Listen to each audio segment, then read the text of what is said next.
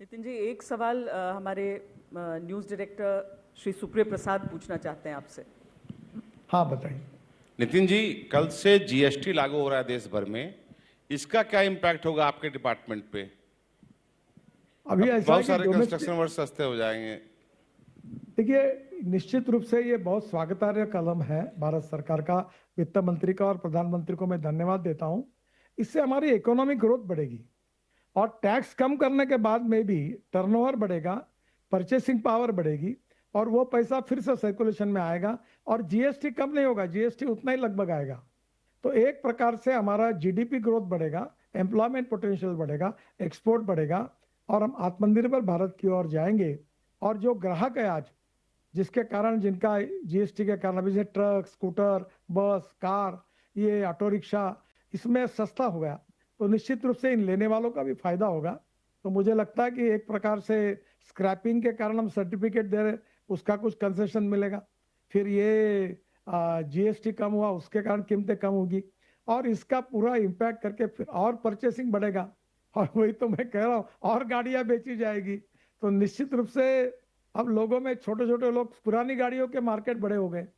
अब हर प्रयागराज में आए तो middle class, lower middle class लोग पुरानी गाड़ी खरीदी की, सामान ऊपर में रखा, पूरा परिवार बैठा और प्रयागराज के लिए निकल पड़ा। तो टूरिज्म बढ़ेगा, उससे भी फिर से डेवलपमेंट होगी। देखिए, ये मल्टीप्लाई इफेक्ट होगा इसका और ये देश के इकोनॉमी के वित्त मंत्री और प्रधानमंत्री का बहुत सही कदम है और इसका कंज्यूमर को भी फायदा होगा, इकोनॉमी को भी फायदा होगा, सबको फायदा होगा। अगला सवाल नेहा बाथम मेरी सहयोगी पूछ रही हैं। सर, मेरा सवाल आपसे ये है, आपसे मैंने पहले भी कई बार इंटरव्यू करे हैं। हमेशा आपका फोकस इलेक्ट्रिक व्हीकल्स पर रहता है और आपने उसको लेकर कई आंकड़े भी दिए। तब से लेकर अब तक चार्जिंग स्टेशंस में कितना इजाफा हुआ है, अगर नंबर्स की बात करें? और अभी भी कई लोगों को ये बात खटकती है या फिर डिटर करती है इलेक्ट्रिक व्हीकल बाय करने में कि चार्जिंग पोर्ट्स इनफ नहीं है और जो चार्जिंग कॉस्ट्स हैं वो काफ़ी हाई हैं। एक बार में एक व्हीकल चार्ज करने में कई बार 2,500 से 3,000 रुपये का कॉस्ट आता है। मैं लग्जरी व्हीकल्स की बात कर रही हूँ। उसको कम करने के लिए आपकी सरकार क्या कर रही है? दूसरा सवाल मेरा ये है कि जो 3,000 रुपये की आपने स्कीम, जिसमें मल्टीपल एंट्रीज हैं हाईवेज पर, उससे आपको रेवेन्यू लॉस कितना है सर? उससे आपने इंसेंटिवाइज तो कर दिया, लोग उससे काफ़ी बूस्ट भी हो रहे हैं कि एक बार में 3,000 का चार्ज करा लिया और फिर आप 200 टू एंड फ्रो कर सकते हैं। सर, आपको रेवेन्यू लॉस भी तो हो रहा होगा ना उस पर? देखिए, पहली बात तो ऐसी है कि हमने जब फास्ट ट्रैक लाया, अभी कुछ बातें सच बोलने में आप गलत न्यूज मत छापना। जब हमने फास्ट ट्रैक लाया तो हमारा 8,000 करोड़ इनकम बढ़ गया। अभी हमने ये चालू किया है और इसके बाद जो हमारा कैमरा नंबर प्लेट का भी फोटो लेगा और फास्ट ट्रैक का भी चलेगा। अब दोनों के कारण हमारी चोरी लगभग समाप्त हो जाएगी और मुझे लगता है अभी 1 साल में पता चलेगा, नुकसान तो होगा ही नहीं, उल्टा ये सिस्टम और ट्रांसपेरेंट होने के कारण हमारा 4-5 हज़ार करोड़ और फायदा होगा। और ये जो विशेष रूप से गाड़ी वाले लोग थे, उनको एकदम राहत मिली है और उनको जो करीब 10-15 हज़ार रुपये टोल जाता था, वो काम उनका हार्डली बहुत सस्ते में 3,000 रुपये में हो जाएगा एक पास में। तो उनका फायदा होगा। ये जो सिस्टम में जो सुधार हो रहा है, लूप होल खत्म हो रहे हैं, इसके कारण लोगों को फायदा हो रहा है। जो मोदी जी कहते हैं ईज ऑफ बिजनेस, जिसमें हमने ट्रांसपेरेंसी लाई है, लूप होल्स बंद किए हैं, करप्शन बंद किए है, डिले रुकना बंद हुआ है, तो इसका ओवरऑल फायदा होगा। इसका नुकसान होगा कि फायदा होगा 1 साल के बाद बता पाएंगे, पर इसके कारण जो चोरियां थी वो लगभग खत्म हो जाएगी, तो लगभग हमारा इनकम लॉस नहीं होगा, ऐसा मुझे लगता है। ये मेरा अंदाज है, अभी पता चलेगा। जो इलेक्ट्रिक व्हीकल की नेहा जी आप बात कर रहे हैं, मैं आपको एक बात नम्रतापूर्वक कहना चाहता हूँ, ये बड़े आपके थियोरेटिकल क्वेश्चंस हैं। वहाँ जितने लोग बैठे जो दिल्ली में रहते हैं, जिनके पास इलेक्ट्रिक व्हीकल है और जिसमें 30% राइज है, अभी एक स्कूटर दिन में 24 से 26 किलोमीटर चलती है, ये स्टडी में आया है, और एक कार 80 किलोमीटर चलती है।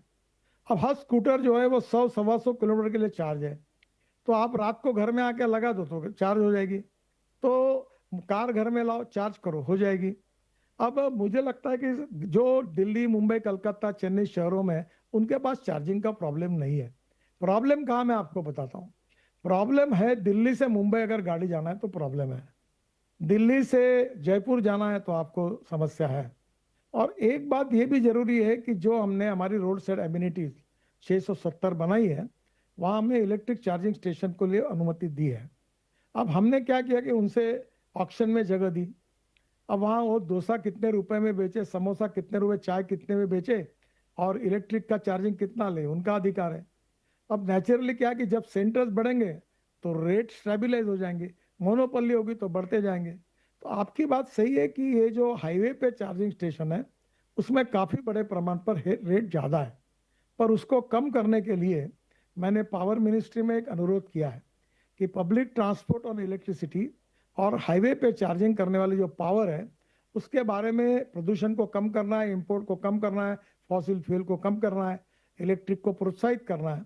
तो इसके बारे में वो पावर सस्ते में देने के बारे में कोई स्कीम के बारे में सोचे। हम कोशिश कर रहे हैं। एक बात आपकी सच है कि हाईवे पर थोड़ी चार्जिंग की कॉस्ट ज़्यादा है, पर अभी अभी कंपनियां जो है वो 450 550 किलोमीटर तक गाड़ियां चार्ज हो सकती है ऐसी तैयार कर रहे हैं। तो आप अगर 250 किलोमीटर जाएंगे और वापस आएंगे, फिर आपके घर में जाके करेंगे, या समझो जयपुर आप जाएंगे और जिसके घर जाएंगे वहां आप गाड़ी रात को चार्ज करेंगे या होटल में चार्ज करोगे, तो वहां सहूलियत भी हो सकती है। तो एक थोड़ी सी समस्या है, पर ये बात अभी मेरे भी ध्यान में आई है। इसका कुछ ना कुछ उपाय ये रेट के बारे में हम जरूर सोचेंगे। बाकी इलेक्ट्रिक में कोई प्रॉब्लम नहीं है। पेट्रोल डीजल की तुलना में इलेक्ट्रिक स्कूटर और इलेक्ट्रिक कार के सेल में अब 15 से 30% बढ़ोतरी हुई है और बड़े प्रमाण में इलेक्ट्रिक बसेस भी आ गई है, अब इलेक्ट्रिक ट्रक भी आ गई है। और मुझे खुशी है कि अब हाइड्रोजन के ट्रक भी आए हैं। मैंने टाटा के हाइड्रोजन फ्यूल सेल पर चलने वाले ट्रक को और आईसी इंजन में हाइड्रोजन भर के उस दोनों ट्रक को भी लॉन्च किया। अब वॉल्वो, अशोक लेलैंड सबने हाइड्रोजन बनाया। अब हाइड्रोजन की बसेस भी आ रही है और हाइड्रोजन के भी स्टेशन हम नेशनल हाईवे पे बना रहे हैं। हाइड्रोजन ये हमारा भविष्य का फ्यूल है और इसलिए फ्यूचरिस्टिक फ्यूल हमारा हाइड्रोजन है। और पानी से हाइड्रोजन तैयार करके, कचरे से हाइड्रोजन तैयार करके आज हम एनर्जी को इंपोर्ट करने वाला देश है। 85% एनर्जी इंपोर्ट करते हैं, पर हमारा सपना है आत्मनिर्भर भारत में कि हम एनर्जी को निर्यात करने वाला देश हम बनेंगे, बनने की कोशिश करेंगे और इसमें कामयाब होंगे। सर, आपने एक स्लोगन सुना होगा, ये दिल मांगे मोर। अब आप नेशनल हाईवेज पर तो वो 3000 वाली स्कीम ले आए सर, एक्सप्रेसवे पर कब आएगी सर? काफ़ी लोगों का यही सवाल है कि एक्सप्रेसवे तो आमतौर पर ज़्यादा लोग यूज़ करते हैं, नेशनल हाईवेज के लिए तो है रिचार्ज वो। नहीं, निश्चित रूप से एक्सप्रेस हाईवे, नेशनल, सबके ऊपर हमारा जो पास है वो वैसा ही है, उसमें कोई प्रॉब्लम नहीं। हाँ, स्टेट गवर्नमेंट के रोड पर, स्टेट गवर्नमेंट हाँ, कंट्रोल्ड है ना सर वो, जैसे यमुना नहीं नहीं एक्सप्रेसवे पर नहीं, नहीं। हाँ देखो, एनएच नंबर जिसको है उसके ऊपर हमारी पॉलिसी लागू है। स्टेट हाईवे राज्य सरकार के अंतर्गत है और वो नीतियां तय करना उनका अधिकार है। पर राज्य सरकार अगर ये सिस्टम चलाना चाहती है तो फ्री ऑफ चार्ज हमको हमारी सिस्टम और टेक्नोलॉजी उनको देने के लिए हम तैयार है, और उसको स्वीकारना या नहीं स्वीकारना ये राज्य सरकार का अधिकार है।